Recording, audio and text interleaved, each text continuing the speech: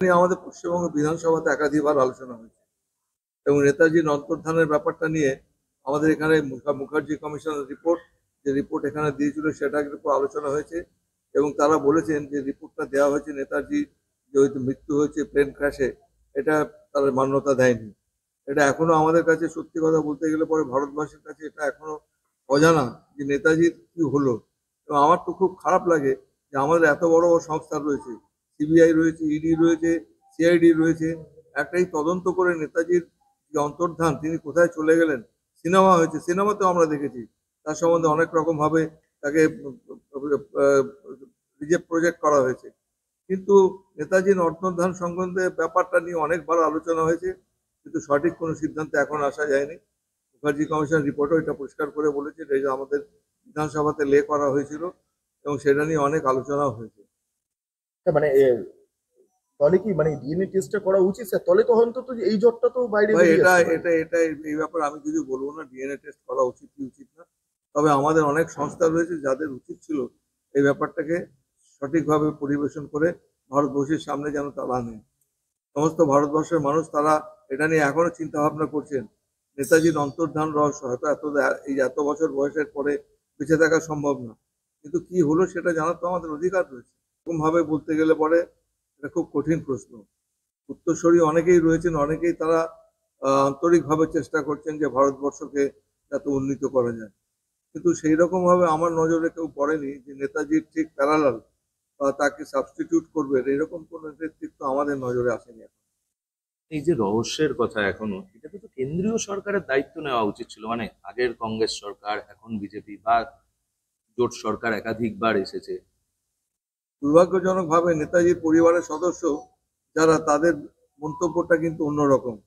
আমি আমাদের সুব্রত বসুর সঙ্গে এই ব্যাপারটা নিয়ে অনেক আলোচনা করেছি এবং তাদের কথা হচ্ছে যে ওই যে চিতাভস্য, ওরা তো এটাকে যে আমাদের প্লেন ক্র্যাশে মারা গেছেন এই তথ্যটাকে অনেকটা ওরা সমর্থনই করছেন, ওদের কথাবার্তা শুনে মনে হয়েছে। কিন্তু আমাদের এখানে মুখার্জি কমিশনের রিপোর্ট যেটা রয়েছে তাতে কিন্তু সম্পূর্ণ অন্যরকম কথা বলা হয়েছে। স্যার মুখার্জি কমিশন কি কোথাও মান্যতা দেওয়া উচিত ছিল যেটা আদতে দেওয়া হয়নি? এটা নিয়ে আলোচনা হয়েছে অনেক, মান্যতা দেওয়া তো সার্টেনলি উচিত ছিল, এটা নিয়ে আবার নতুন করে একটু চিন্তা ভাবনা করা উচিত ছিল। তবে ইটস এ স্টেল কেস, এটা নিয়ে আর ডিসকাস করার কোনো মানে হয় না।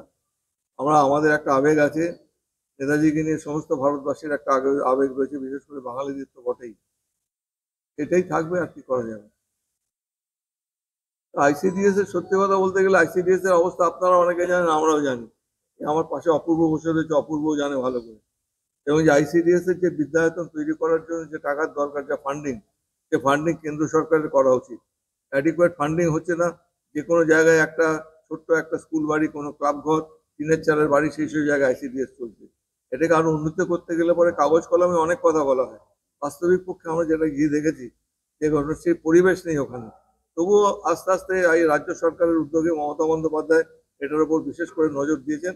আস্তে আস্তে এগুলোর অনেক উন্নতি হচ্ছে। তবে বাড়ি ভেঙে মারা এটা একটা স্ট্রে ইনসিডেন্ট, এটাকে জেনারেলাইজ করার কোনো মানে নেই। কিন্তু স্যার গার্ডেন নিচ থেকে শুরু করে বিভিন্ন জায়গাতে মানে ধারাবাহিক ভাবে হয়ে যাচ্ছে স্যার। বাড়ি হেলে পড়ছে।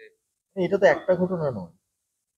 এ তো নিশ্চয়ই এটা যারা যারা তাদের দায়িত্ব ছিল ব্যাপারটা ভালো করে দেখা।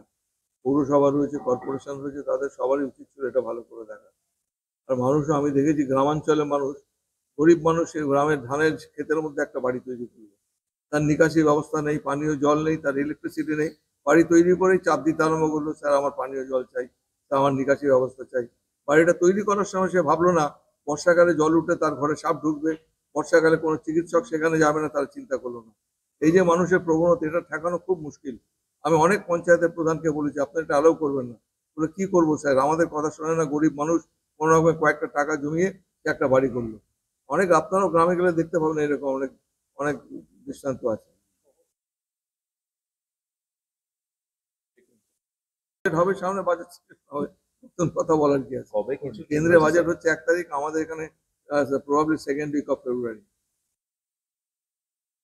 সেশন হবে। একদম বাজেটে নতুন কিছু বাজেট অধিবেশন হবে। দেখতে পাবো। বাজেট যারা করবেন সেই বাজেটের ব্যাপারটা আমি কি করে বলবো ভাই। বাজেট মাননীয় মুখ্যমন্ত্রী রয়েছেন, আমাদের মন্ত্রিসভার সদস্যরা রয়েছেন, তারা সিদ্ধান্ত নেবেন। আমার এই ব্যাপারে কিছু বলার নেই। বাজেট যখন এখানে প্লেসড হবে, বাজেট পেশ করবে, তখন স্ক্রুটিনি হবে।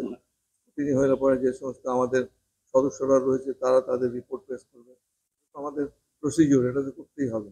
স্যার এটা কি মানে কন্টিনিউশন চলছে এটা, মানে এবারে কি রাজ্যপাল বাজেট ভাষণ? আমার কাছে এখনো কোনো ইনফরমেশন নেই।